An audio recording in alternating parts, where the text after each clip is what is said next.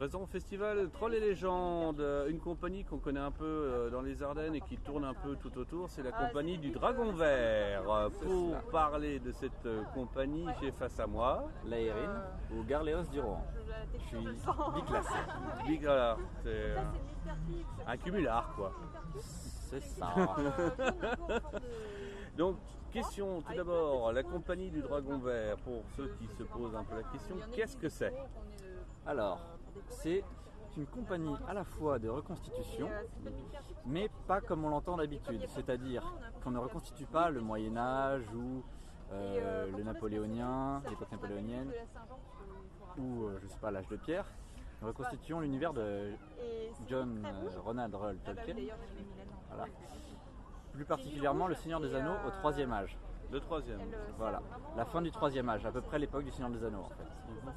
Pour ceux qui ont vu les films, voilà, le film. Voilà, mais nous, la particularité qu'on a, c'est qu'on prend l'approche des livres de Tolkien et pas des films. Parce qu'en fait, dans les films, ils ont pris des libertés par rapport aux livres, au niveau des costumes par exemple, des trucs qui allaient à l'encontre des sources dans les livres. Mais cinématographiquement, c'était des choix visuels, viables. Voilà. Tandis que nous, on essaye d'avoir une approche historique. C'est-à-dire que quand on a des sources qui nous manquent, on va aller les chercher dans la reconstitution historique. Parce que Tolkien a dit dans certaines de ses lettres, par exemple, que les Rohirrim, le peuple des chevaux, s'approchaient des Normands de la tapisserie de Bayeux. Mais avec des particularités. C'est-à-dire que leur bouclier ne va pas être en amande, il va être rond. Le standard met derrière. Si vous voulez plus un écu qu'un véritable bouclier. Un écu, c'est encore en amande. Nous, c'est vraiment bouclier rond. Après, ils ont des longues lances comme les Normands et les Saxons. Oui.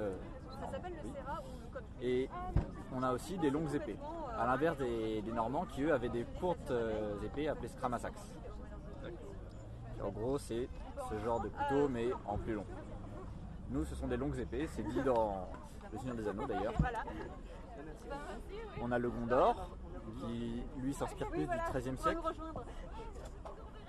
Oui, le bord n'est pas...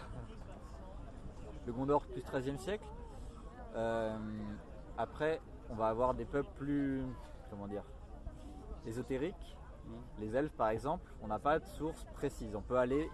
Ça reste 14e, 15e, on a dit 15e pour les elfes, on a décidé. Donc c'est plus tardif, plus élégant, on va dire. Mais on peut prendre un peu de liberté partout vu que c'est un peuple très ancien. On a les hobbits, plus 18e. Là, il n'y en a pas. Enfin, si, il y en a une, mais ils sont derrière. Ah si, d'accord. Donc, voilà. Des hobbits. On a des méchants. Là, on n'en a pas aujourd'hui. C'est qu'un point de vue, hein, les méchants. C'est toujours les gagnants qui font l'histoire. Alors, on ne sait pas. Ils avaient peut-être des très bonnes intentions. Les méchants ont toujours des bonnes intentions. Ah, dans Tolkien, les méchants. C'est une bonne intention, c'est s'épandre, conquérir. Númenor, c'était un peu des méchants aussi. Hein. Donc oui, l'idée c'est ça. C'est pas faux. Donc l'idée en fait c'est donc de vous inspirer des écrits, des annexes, etc. Voilà. Pour pouvoir reconstituer au mieux un paysage, enfin vous implanter dans ce genre de manifestation. C'est ça. Parce qu'en fait on a plusieurs types de manifestations. On va avoir les festivals. Oui, on vous la donnera après. Alors on a plusieurs types de manifestations. On a les manifestations comme celle-ci, des festivals. Donc là il y a Trolls et légendes, on était à Cidre et Dragon en septembre, on sera aux Elfiques à côté de Paris dans 2 semaines. Et on a aussi des camps privés, où là on est plus axé sur la reconstitution pure. C'est-à-dire que on va vivre comme à l'époque, c'est-à-dire qu'on va préparer les plats au feu de bois, on va dormir dans nos tentes, dans des paillasses, on va expérimenter la vie comme l'aurait été dans le Seigneur des Anneaux. Ça va, vous survivez avec les mixtures d'à côté Je crois pas que ça se mange tout là. Si, celui que je fais, il se mange. D'accord. C'est un exfoliant pour le visage qui est à base d'amandes, de miel et Ah de oui, rose. c'est pas celui qui désinfecte aussi. Grosso modo, c'est un peu de la frangipane et finalement on le mange plutôt que de s'en servir pour le soin. Et du coup, dans les festivals, là, on va faire des activités genre de l'artisanat. On en fait aussi un peu dans les camps privés. On fait du combat, donc avec de l'équipement adapté. Les épées qui sont derrière ne sont pas affûtées. C'est comme la reconstitution classique en fait. C'est pas comme du GN, on va avoir des armes en latex. Oui, je pense que c'est pas de l'arme safe pour se taper dessus Dans la joie et la franche camaraderie. Si, on le fait. Et pourtant ça, certains jouent. Mais voilà, on a les protections qu'il faut quoi. Oui, et on retient nos coups. On va pas faire comme une armure de plate, on va pas taper aussi fort. Quoi. D'accord. Par exemple, la protection adéquate. La bonne cote de maille qui va bien. Avec le gambison en dessous qui amortit. C'est mou, ça. L'espèce de molletonnage cuir. Voilà, c'est vrai que pour ceux qui. Comme ça passe à l'antenne d'une radio, c'est un peu dur de montrer, mais bon, il faudra aller sur le site de Séquence Game pour voir les vidéos. D'accord. On a comme activité la cuisine, bien sûr. C'est assez important pour manger. Un autre truc, t'as en tête là? De l'écriture, non? Oui, on va décrire les ateliers. Donc là, de droite à gauche, on a de l'herboristerie, du tissage à galon. Bon, là, je fais de la couture, mais c'est pas vraiment un atelier. À gauche, on a de la calligraphie. On a comme atelier des fois faire des mailles, comment on appelle ça, de l'aubergerie. On a de la, on fait des bougies. Ça sera tout à l'heure.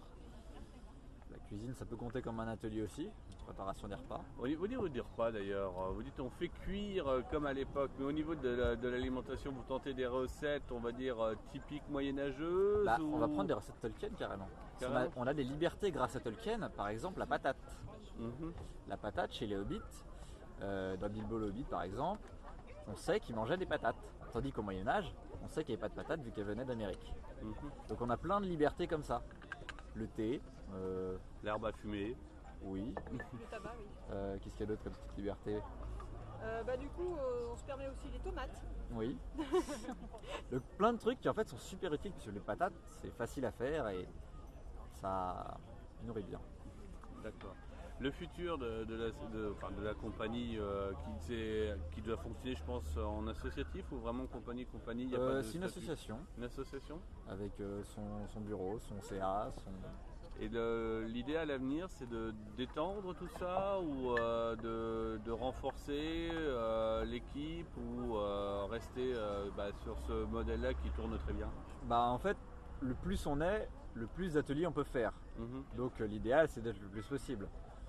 Après là, on doit être une quarantaine de membres actifs. Sur le camp, on est une vingtaine.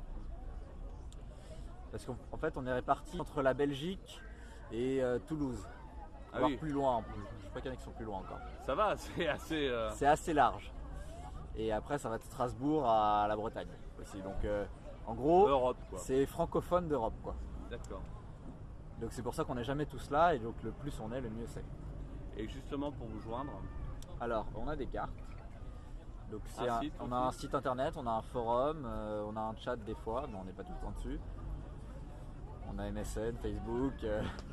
On peut vous retrouver donc facilement. Oui, voilà. On tape Compagnie du Dragon Vert, ou même Tolkien, reconstitution Tolkien. Est-ce que vous arrive des fois de vous fondre avec d'autres compagnies, d'autres associations pour étendre vos activités?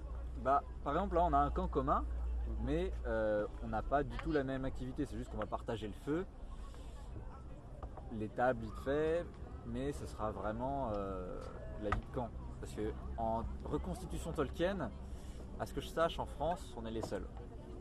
Après, il va y avoir du GN Tolkien, du jeu de rôle Tolkien, mais ça va pas être basé sur la reconstitution. On a vu des petites photos, genre en Italie ou dans les pays de l'Est où il y en avait, mais on n'a pas trop compris. Ça sera à suivre. Mais nous, en tout cas, on va vous suivre un peu, voir un peu, puis peut-être au plaisir de vous voir l'année prochaine avec le pendant ardennais du Troll et Légendes, le printemps des légendes. Ça peut être D'accord. Si vous pouvez nous envoyer les contacts. Il n'y a pas de souci, on fera ça. Toujours intéressé par les manifestations. Eh bien, en tout cas, merci pour les petites infos. Voilà, comme ça permettra de découvrir aux gens que le GN, c'est pas quelque chose de fermé, qu'il existe des fois des ateliers bien sympas comme ici. Voilà.